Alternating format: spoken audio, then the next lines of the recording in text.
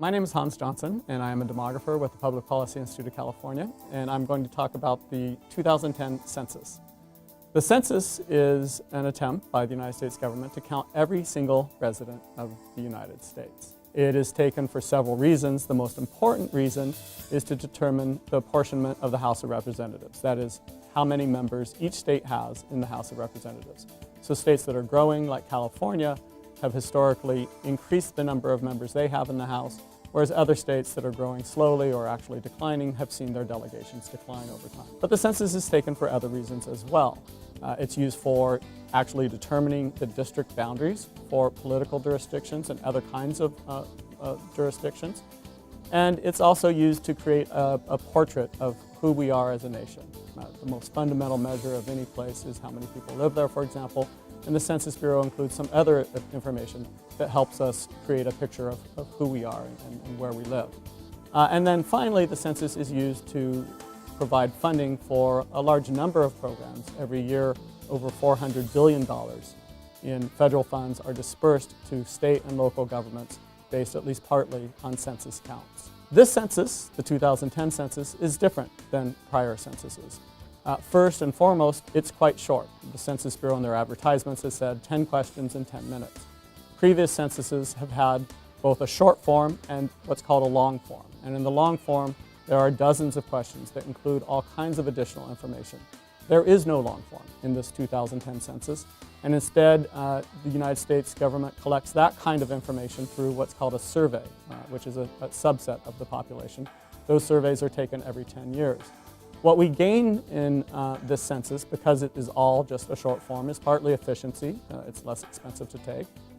We're hoping that response rates will be higher, partly because it's easier to fill out. And we still have some of the important local information, most importantly, again, population counts.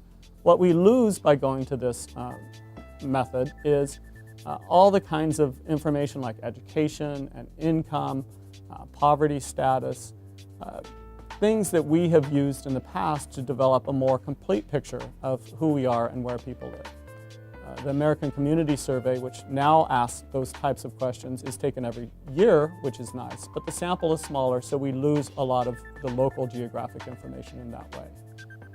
From this census, the most important thing we're looking for, of course, is population counts, and that matters a lot for California because there's quite a bit of disagreement about what the state's population is right now. The United States Census Bureau estimates the state's population in 2009 at 37 million, whereas the California Department of Finance, which is the official source of state population estimates, places the figure at 38.5 million. So this difference of 1.5 million is huge. It's the biggest difference ever between these two agencies, and the 2010 census will resolve that difference. At least we look to the census to resolve it. There are issues of undercount in the census, and undoubtedly there will be some debates about how well the census was counted.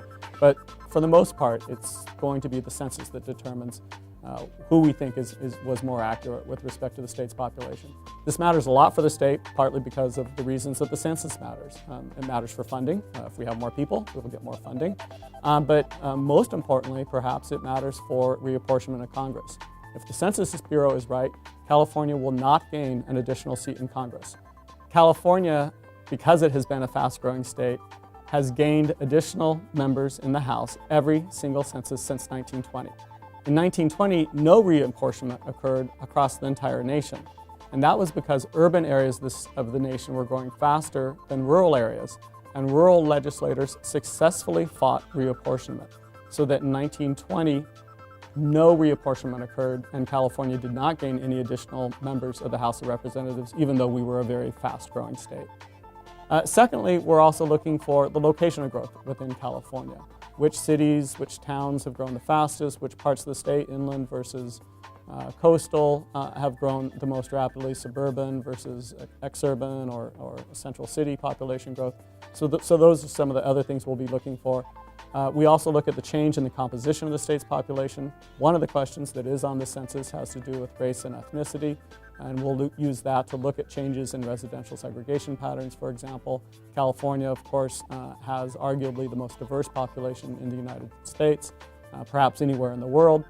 And previous PPIC research has shown that many neighborhoods in California are fairly well integrated. Of course, we have a lot of segregated neighborhoods as well, but California is unique in having a lot of different ethnic groups living close to each other in many of our cities in the state. And many of those neighborhoods in the past seem to be fairly stable in terms of the residential diversity of those neighborhoods. So we'll look to see whether that's changed from 2000 to 2010.